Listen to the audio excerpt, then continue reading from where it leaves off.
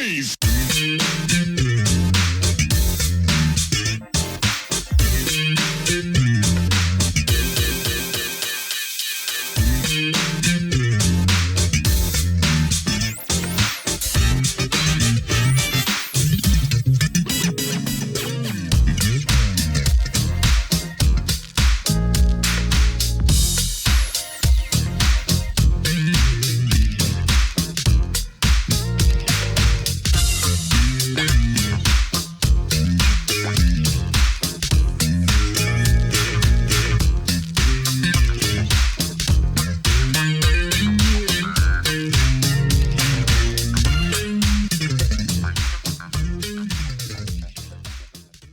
Welcome back to the next part of this Truth and Rhythm episode.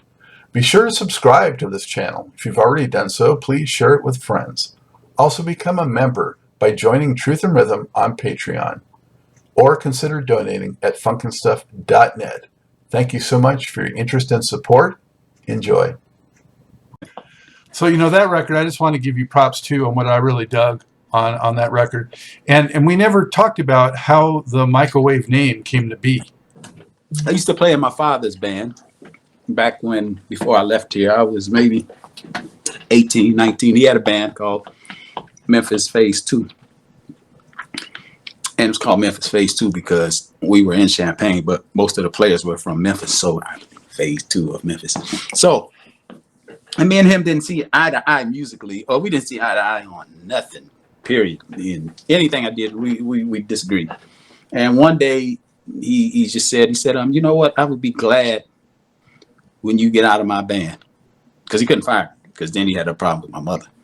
I would be glad when you quit, when you get out of my band. I said, and I would be glad to leave whenever. And so a couple of weeks later, I left. Now my Uncle Bobby, he's a guitar player. He lives in Rock Island, Illinois, which is where Jesse Johnson is from, and all them guys, most of Maserati. So I ran to him. Like, man, your brother, you don't want me in his band. I don't know what I'm gonna do. He said, man, just go solo. Go solo. He said, I got a name for you. I said, what? He said, call yourself Mico Wave. I said, you mean like the other? He said, no, Mico Wave. He said, I've been thinking about that for a long time. You gotta call yourself Mico Wave. I was like, okay. Now, at this point, I'm afraid to go solo because I've never been a solo artist. I'm a band guy. I don't want to let my guys down. All the guys that I was always in bands with, and it was my brothers and them. It's like, so I used the name, but I kept the R in. I called it Mico Wave because it sounded more like a bunch of people to me. Eventually, I just got brave and it's like, let's kick that R out of there. I am Mico Wave, and I cut it into 2 words, Mico Wave, and that's where that came from. I mean, there's been other stories that I told, but that's the truth in the rhythm. So it goes back quite a way.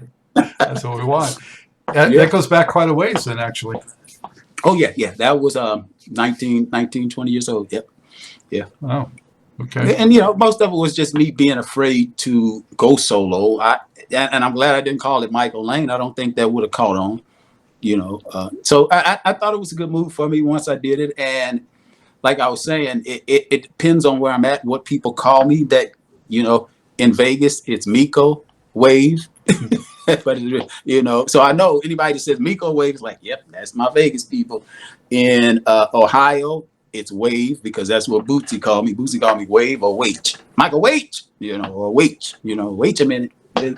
And then Illinois, it's my real name, it's Michael Lane. So I can tell where I know people from. It's like, yeah. Mico Wave makes me think of Mico from the 70s. It did like that Star Wars disco. Remember? Oh, really? Who was that? MECO, Mico, did like disco Star Wars hit. Well, a lot of people will put it over there with Prince because of Mico Weaver. There you go. Yep. His guitar player. And so a lot of people will do that. And so that's the name. That's where it came from. Yeah. Well, the big hit Misunderstood always struck me as sort of a combination of like the Janet Jackson sound with Roger and some Jesse Johnson flavor thrown in there. Right. Man, that's crazy. I never, that was that era. And I never That's what I was after. And you got it dead on. Dead on with that one. And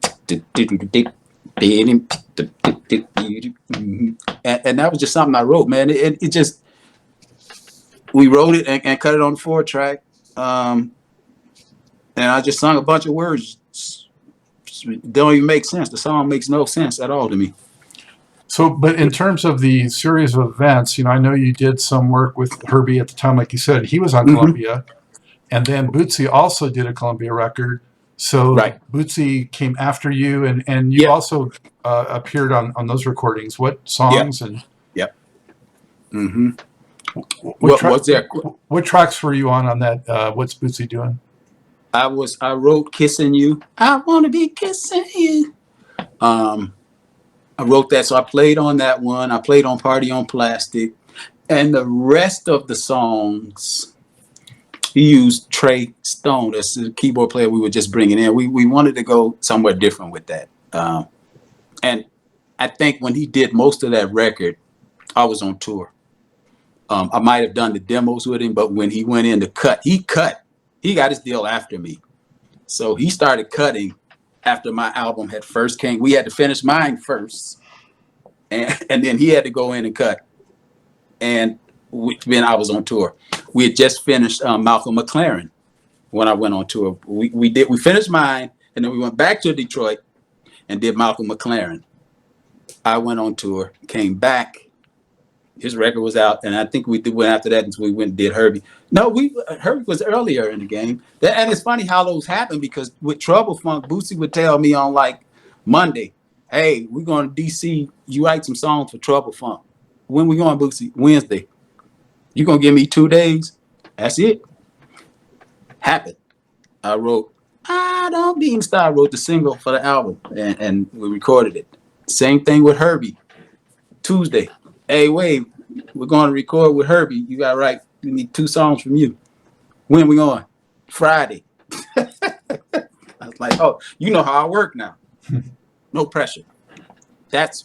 So I write it the day before we leave, and we'd get out there, man. And Herbie would be in the studio with us, but he wasn't really there.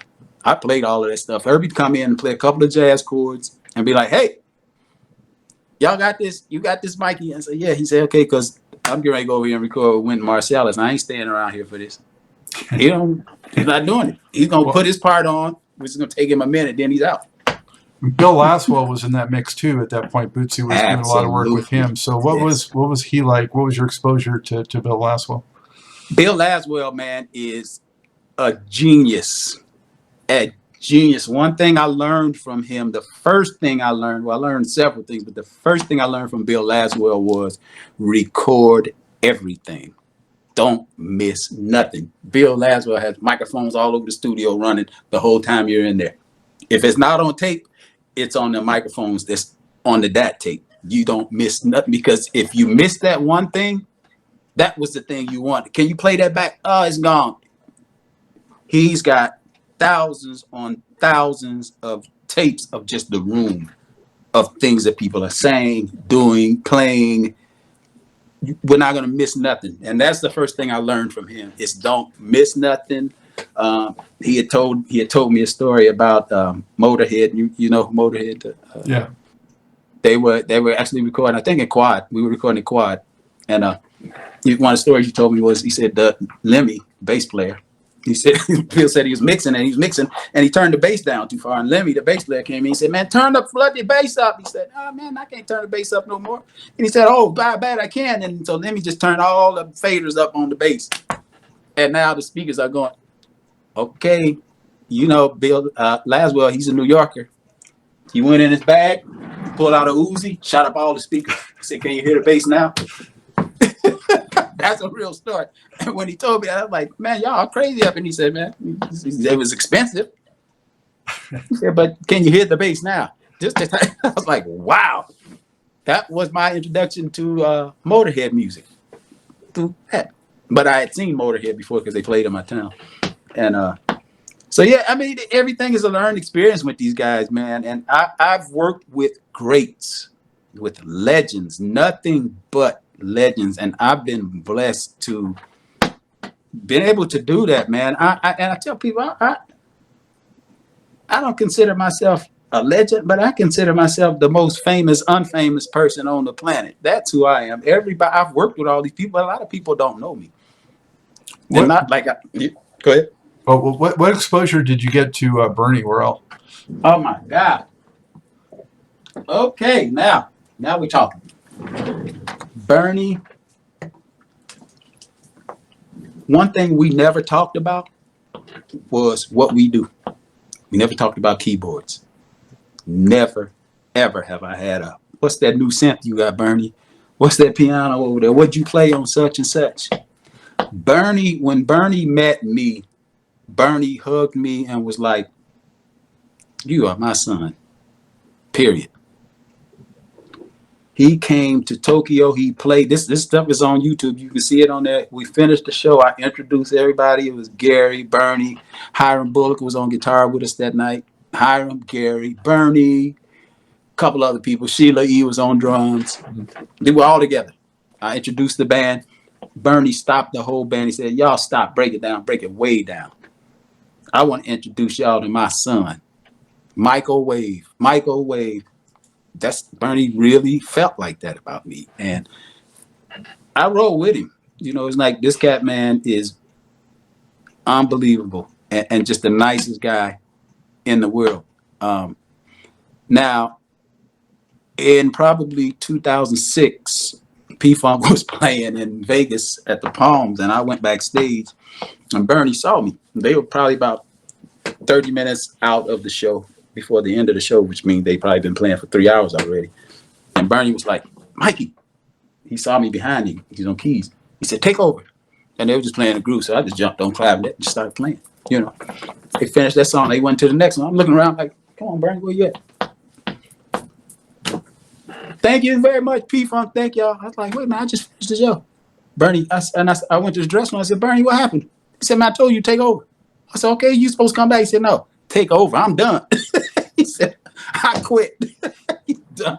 So I'm done with P-Funk. It's your gig now. I was like, no, man, I ain't doing that. I was like, I thought you meant just take over the song. He's like, no, I'm done. I was like, Wow. That's Bernie. He never came back. Yeah. So Wow. fun with P-Funk. P-Fun.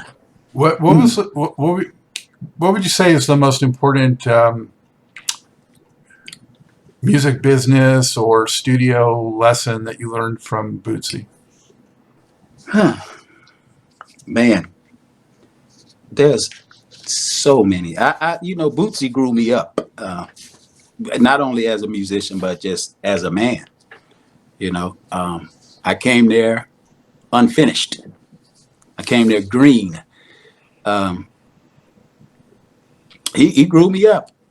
Like you, this how you do in life. You know, this is what you want. This is how you treat women. This is how you do this.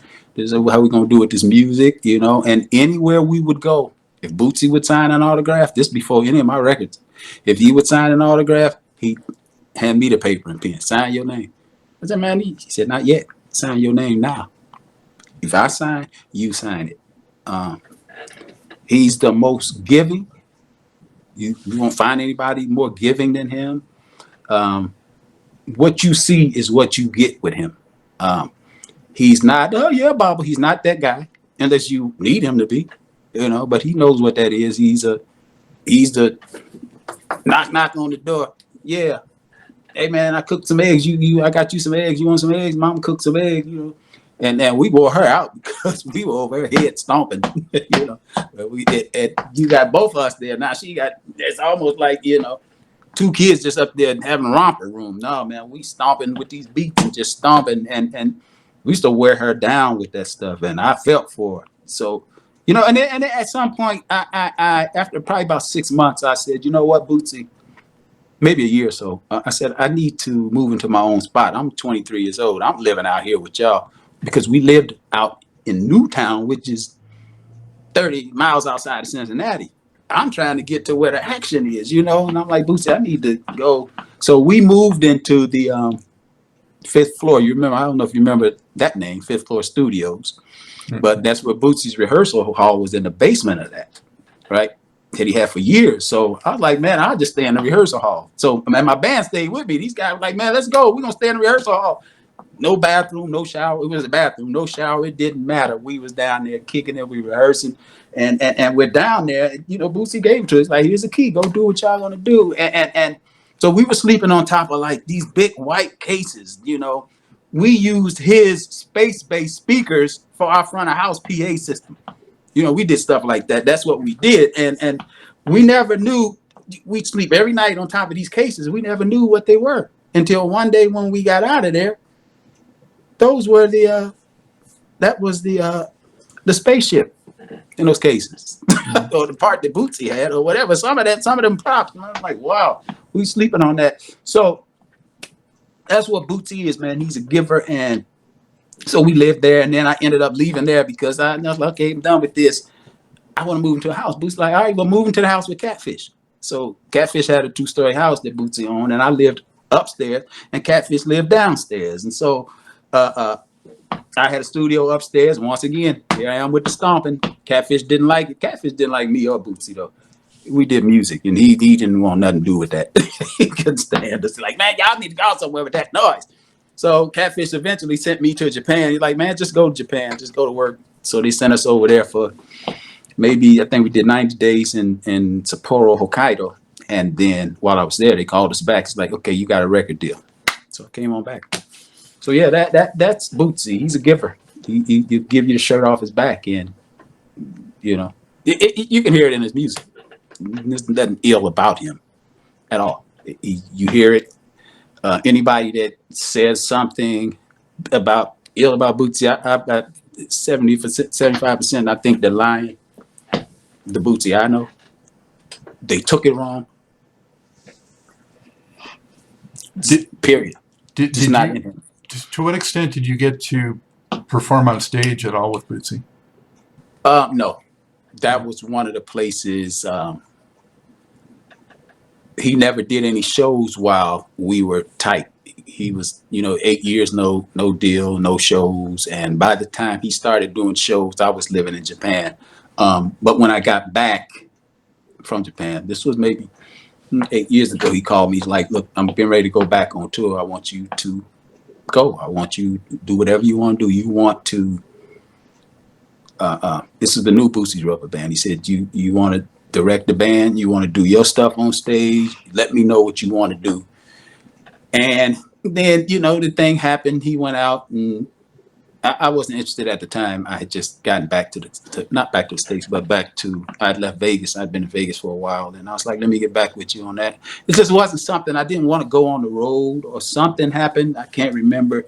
So he would come on stage with me when I was touring. So I got to experience that part, how he would take a crowd and just gather them up. And it's like, how the hell did you just do that? He said, man, you gotta own this. But he used to, even when I was playing local, he would come and see me. He wouldn't jump on stage. But when I started touring as the signed Mico Wave, he jump up there. What's the name of this town? And everybody lose their mind. I'm like, man, that's Bootsy. You can't. There's no way around him. Yeah, no way. Larger than life for sure. Oh yeah, and it's in him, and that's who he is. That's who he's. One big hug, Period. There's nothing ill about Bootsy. So, yeah. When you went out as Mico Wave, who were some of the other groups that you got to have on the bill? Levert was one. Jesse Johnson. Well, not Jesse Johnson. The Crash. Michael Cooper. We did a lot with Regina Bell, which I didn't understand that bill, but she was a label mate. That's probably why. Yeah, Tony Terry. And then I did more promotional tours with Tony Terry, Tina Marie, Michael Bolton, Henry Lee Summer, and Joan Jett. We went out a lot together, but we were just all Columbia on promotions. You know how that was. Nobody was doing shows, but we were always out on the road together. We'd meet and just we just all walk around, and we walk in these places that Columbia would have set up, and people would be, all these executives would be there, and radio people, and music directors and music program directors, and we just walk in and just start hugging people and shaking hands and giving them money. You know how it goes. Yeah. But when you see that happen, when you see Joan Jett, Michael Bolton, Tina Marie, Mico Wave, and Tony Terry, and Henry Lee Summer walk in a room, something's about to happen. So it's what we did back then. Yeah. Do you remember the experience of hearing your single like on the radio or at a club or something like that for the first time? And how did you feel about that? No. Yeah. I was driving from Cincinnati to Champaign, now 74 West. And as soon as I hit Indianapolis, I heard boom. I heard them. I'm like, oh no, that's my song. It's on the biggest radio. One of the stations I used to tell you we used to go down there and listen to. And it came on. It's like, oh, I pulled over on the highway. I have to hear this. I have to hear it outside. I turned the car off. Just listen to the radio. It's like, wow. I went straight to a phone booth. It was WTLC, that was a radio station. I said, hey, y'all just paid my record. This is Mico Wave. It's like, is it? Okay, come over and do a radio interview. I was like, I'll be right there. Big mistake. Columbia found out I did that. They're like, what are you doing? I was like, hey, I heard the record. I wasn't talking about it. It's like, you can't do that. I was like, wow. I was just excited, man. I was really excited when I heard that. And it's just like any other artist. The first time you hear your stuff, you've heard it 1,000 times, but when you hear it through those speakers. And then the next thing, the big thing I heard was, you remember Entertainment Tonight? They played it during the birthday section, and me and my manager were in Chicago at his house, but we were in his office, and he had this little black and white TV in there, and it came on. He's like, look, they're getting ready to play it. And it came on. He's like, let's go in the living room and look at it in color. I was like, wow. I said, it's going to sound the same, Bill. So, yeah, man, it's exciting, man, and I still get excited. Some things just never change, man. I still get excited. Even when other songs that I've done for other people, even now, stuff that I have out now, I'll hear stuff and go, yeah, that's it. And that's what it's all about, man. Yeah, you got to enjoy that. I remember Roger was saying one time that he had a proud moment. Roger Troutman, he said he turned on the radio and on one station, Instant Replay was playing, and on the other one, I Want to Be Your Man was playing. It's like, yeah, that's my guy. And so yeah, we've had some good times with that, man. And some stuff I heard and didn't know it was me until I heard. I was like, man, is that me? That is me. Gotta did this song. So yeah, lots of fun in radio and grocery stores. So after that, you started piling up all these records and music, like you were saying, and from a fan's perspective, you fell off the radar a little bit. Didn't know really what was going on. So, what was life like for you in the 90s? And one thing that Bootsy taught me was, you don't have to be a star.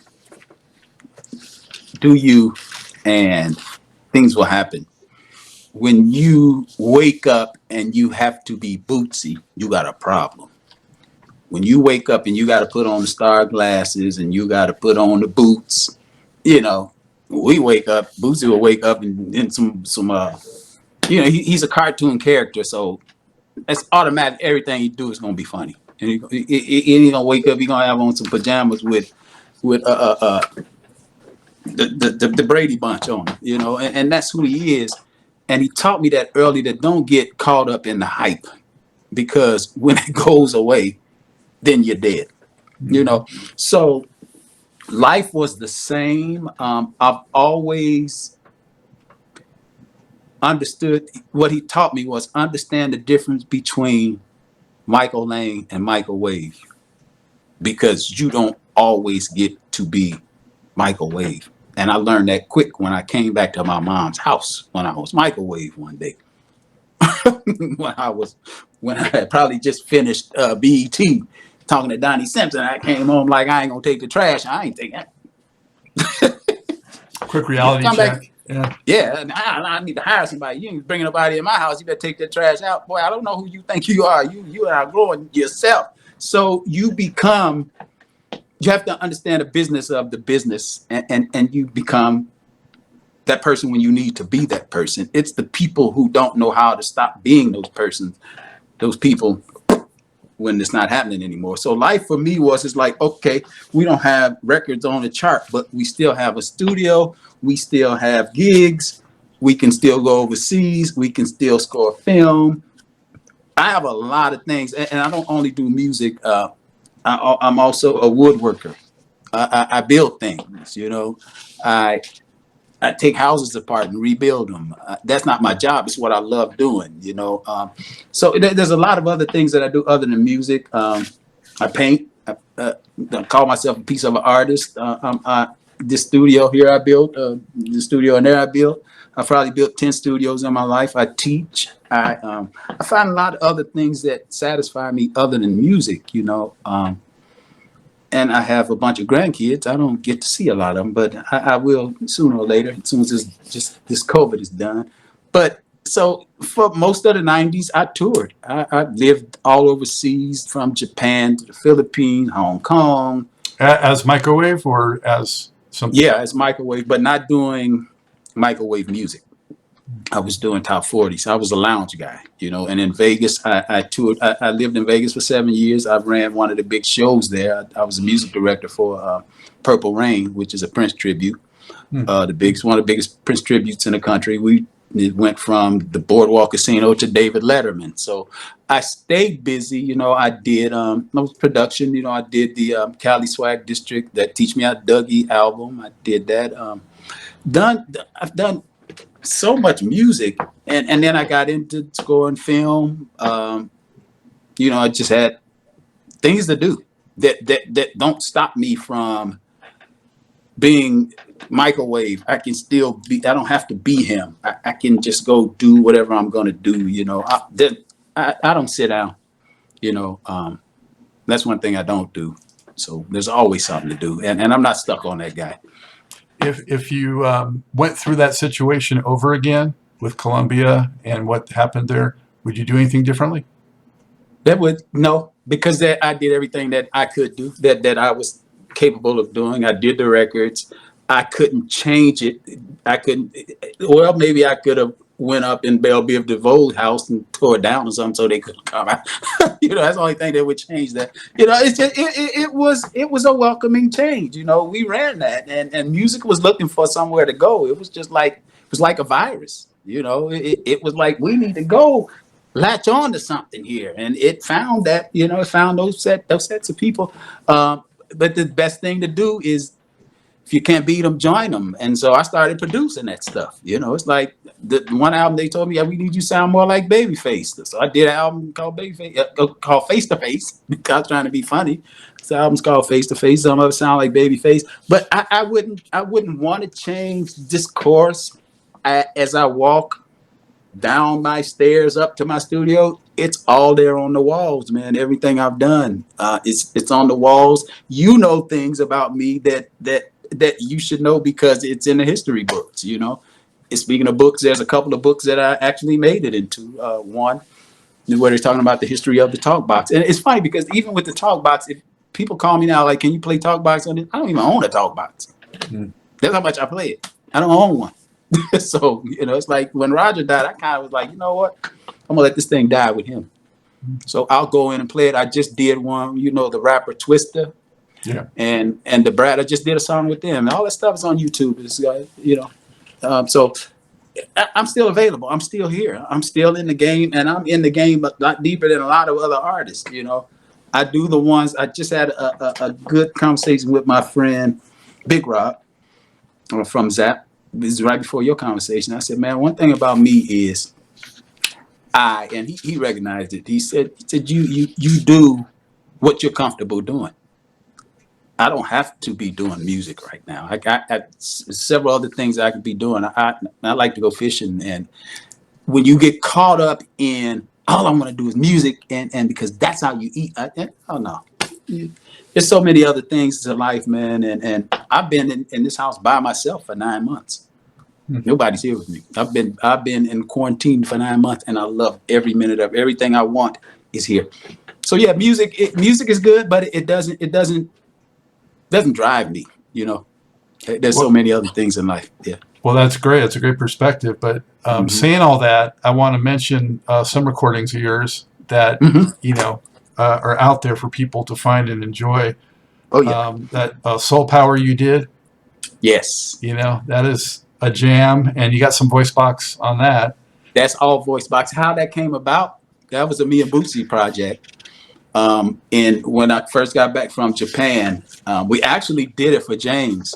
James wanted James Brown. He wanted a different version of Soul Power. So me and Bootsy, that song actually had Clyde Stubblefield, Catfish, and Bootsy on it. But when James kind of passed on it, I was like, all right, Bootsy, well, I'm going to take all them people off.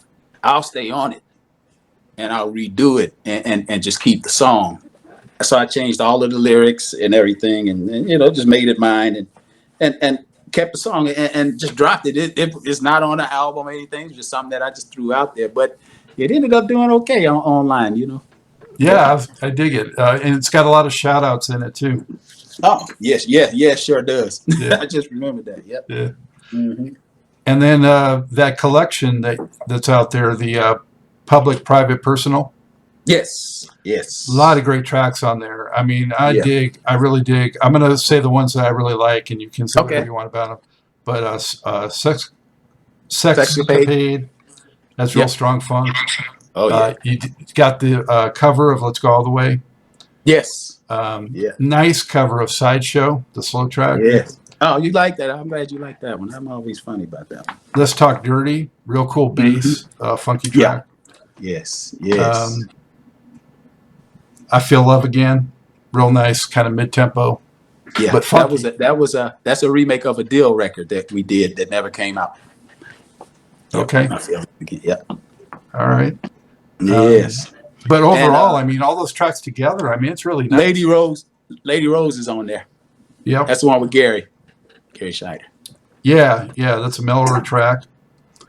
And I recorded that whole album in a year. I was living in Tokyo. That was the same place that Gary came to play, and then came over to the house. I started the album. I was going to work, not work, but my gig, and every break I would go home and record the album. And it took me 6 months to get 2 or 3 songs done. I had to flip it in my mind. It was like, you know what? That going home to record the album on the breaks is not working.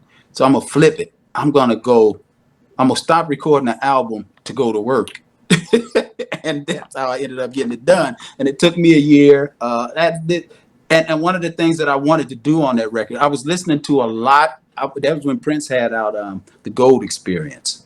So I wanted to build it from that. That's where my head was. I was listening to a lot of his mixes and just a lot of his instrumentation. If you notice one thing about that, I don't have a lot of synth sounding stuff on there. It might be some not organic instrument, but I don't have a lot of wow and moods and different synths. I wanted to make that album a little more organic. And that was what Bootsy passed on that album. I gave him that album. I was like, hey, man, this is what I got. What do you want to do? He's like, man, you need to put some of the moods and some of them new sounds in there. It's like, not going to happen. So we're not working on this one together. He didn't want to mess with it because it was just this was 2000. Yeah. Yeah, to me, I mean, it shows a lot of growth from. Oh, man. And that's what I say to artists. I said, you have to grow. Your first album, even with singles, the single that I have out now, Like You Need to Be Loved, everybody loved the song. But the next one, it sounds like I grew overnight. And I'm going to run that song for another 3-4 months. I just want people to live with it, love it. And I have to, one thing I have to do as an artist is reintroduce myself. So nobody knows Mico Wave. And half the people that knew me are much older now, like listening, so I have so much music, man. And I tell people, I don't need to go record anything else. I just need to get all this stuff out. It's 13 albums. It's just done. Yeah, well, Yeah. people are going to see this, and they're going to learn about some of these things Good. we're talking about, Good. and they'll go back Good. and Good. check it out. And that's, Good. but Yes. you mentioned Big Rob, and last Yeah. year you had the Dance Like You're a Star. Dance Like Your Star. Yeah. Yeah, That that's was a good track too. Oh, you like it? Yeah. Okay. You know what? We did that record. We just sat in the studio. Matter of fact, that was the day that we found out Prince died, that we cut that record. Hmm. And I was at the studio with him, and we were about to get started, and Wolf Blitzer was like, "Prince is dead." I'm like, So it took us a while to get into the studio, but when we finally did get down there, we went in and cut that, and we just decided to release it. Now we never even put a push behind it; just throw it out there. This is a dance record. Big Rob has a lot of good records, man. You get him on here. It is a dance record, but it's definitely got a funk element too. Oh yeah. Absolutely, yeah, definitely. And so, unless I'm missing something else you want to talk about, that brings me up to the new EP, which came out a few months ago. The Definition, 4 excellent songs. You like them? Of course, yeah. All right, man. You know what? That warms my heart because you never know. You never know. Hey, man, we need more of this kind of music. I'm glad you like it, man. And it's funny. One funny thing about that is,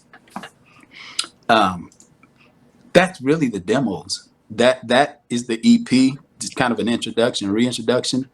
If you hear those 4 songs now, which when we actually released the album, which is 13, 14 songs on it, we're calling that the deluxe. So when you get this one now, because that's gonna leave, you know what I mean? When we release that album, oh my God, I'll send you all the stuff, man. There's some stuff on that album that is just ridiculous. I have one where I got a Biggie sample, Biggie Smalls. That's there. There's so much stuff on there, man. That record, it's my greatest work, and it gets better. The one song, Come On Over Here. That's got that rock, some of that rock. Absolutely. Influence, yeah. If you hear it now, that was the demo. What you're hearing, which is cool because I want people to get that. But now I've taken, like I was telling my brother, what we used to do back in the day when there was tape. You'd work on a song, and if you didn't get it done, you covered the mixing board up with a sheet or a tape, or put a note, "Don't touch this," and that board would stay like that for weeks while you're working on the song. That's where I'm at now with each one of my songs. I'm really digging into them for weeks and weeks, because there's no pressure. And when I have that pressure, I always tell the story about this type of pressure. What that album is that you're talking about, The Definition, is me going, there's no box that I need to stay in for this album. There's no, okay, this is for a movie, so it has to be melancholy, or it has to be green, or it needs to be a little more blue, or there's no, this is for a rapper, or there's no, this is for Bootsy, or there's no, this is for George. No, this is for me. That's this box. And that box has no limit. It has no boundaries.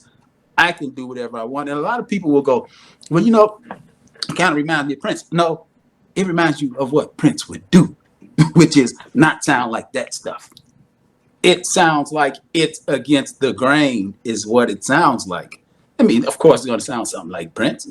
We're the same age. We came up the same musically. He came up rock and funk like I did, same thing, classical, all of that. You throw all of that into the mix, of course, because it's going to taste like cake because it's the same ingredients, right? So I live by that box over there. Now, this is the box to the left is what I eat with. This is what I breathe with to the right. I can breathe and know that everything I did in that box right there is exactly what I wanted to do, how I want to do it, which is The Definition. And that's what that name is about. This is The Definition. The song, The Definition, something special. That's going to take you to Cameo. You'll go, Larry Blackmon would want, I know you come from around the way, Illinois, maybe Monterey. Come on, man.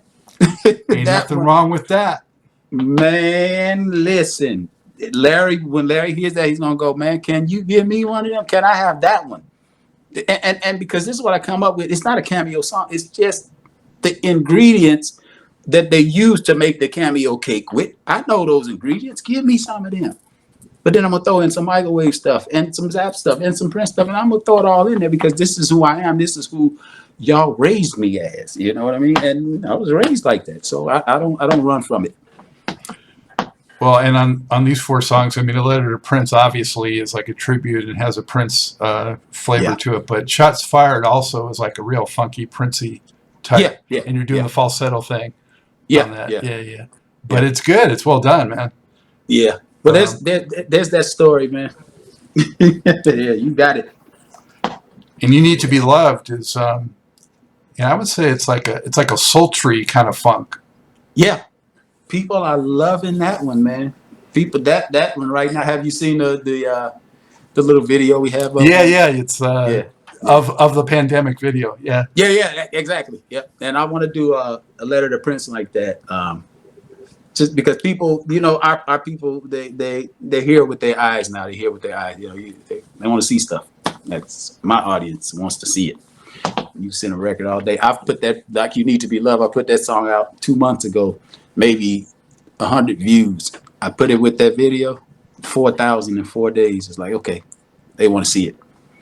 That's my audience, and I'm not mad at them. You want to see it? Here it is. Let's go.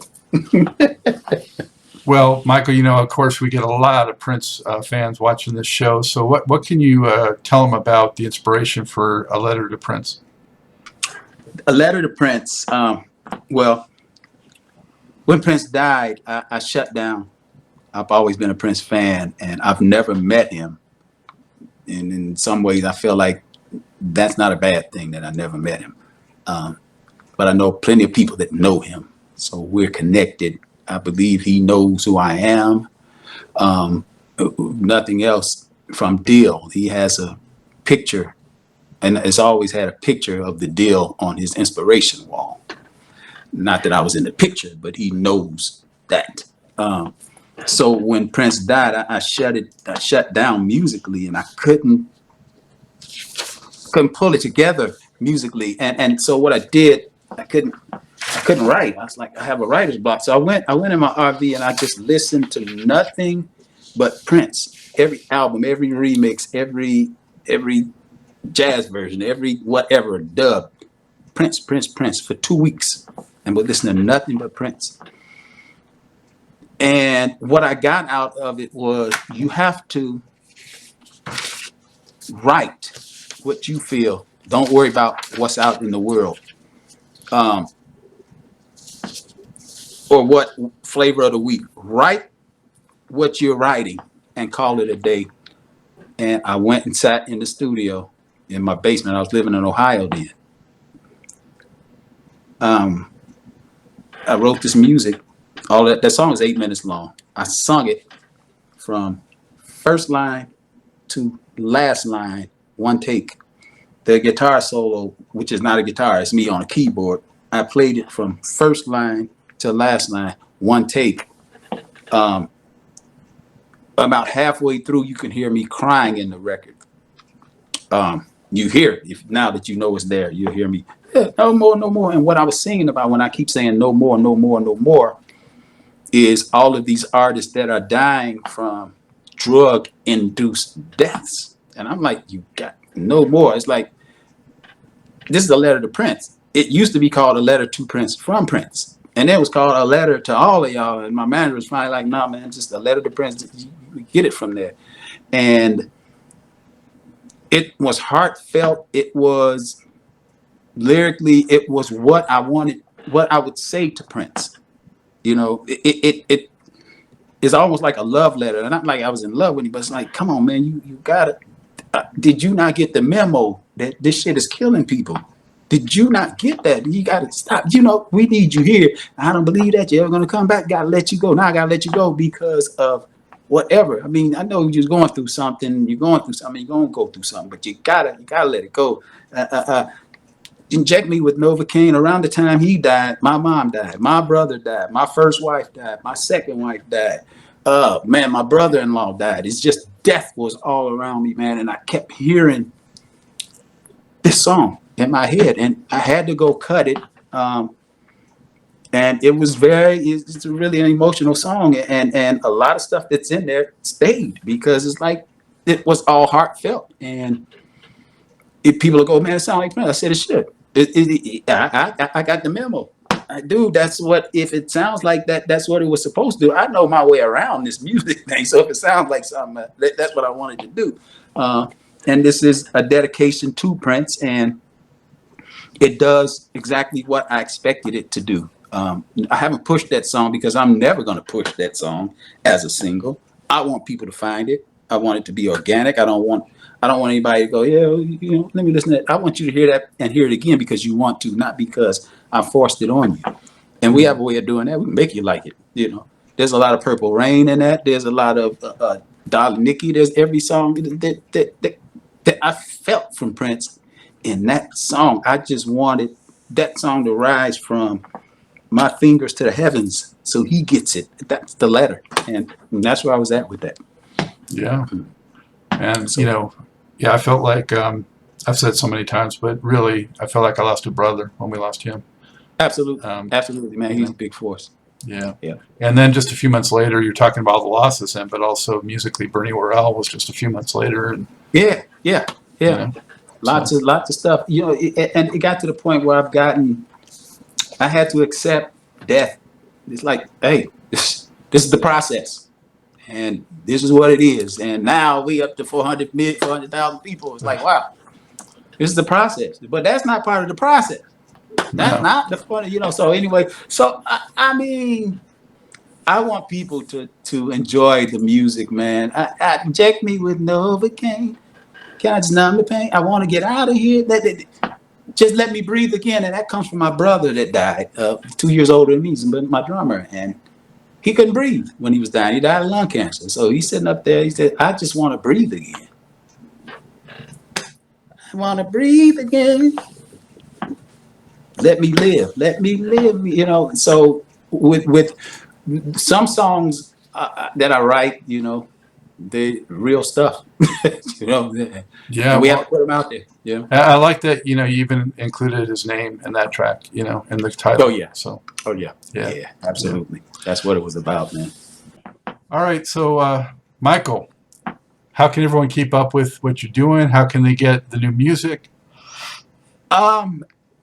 There's music in wherever you get your music. Just look for Mico Wave, MICO space WAVE.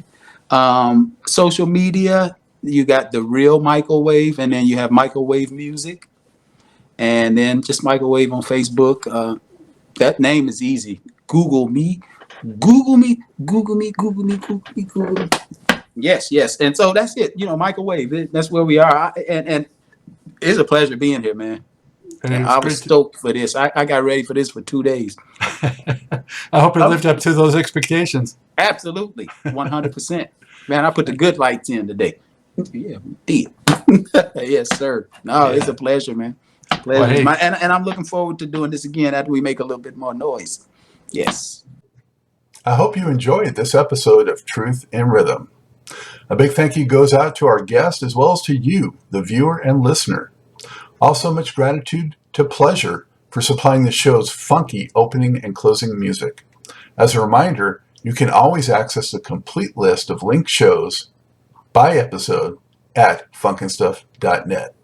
I urge you to support this program and receive the extra benefits along with that by subscribing to the Funk and Stuff channel on YouTube and sharing it with funk, R&B, and jazz lovers, joining Truth and Rhythm's membership program at Patreon, submitting a donation at funkandstuff.net, buying Everything is on the One, the First Guide to Funk book at Amazon, shopping at the Funky Things store for cool merchandise at funkandstuff.net, and linking through funkandstuff.net for all of your Amazon purchases.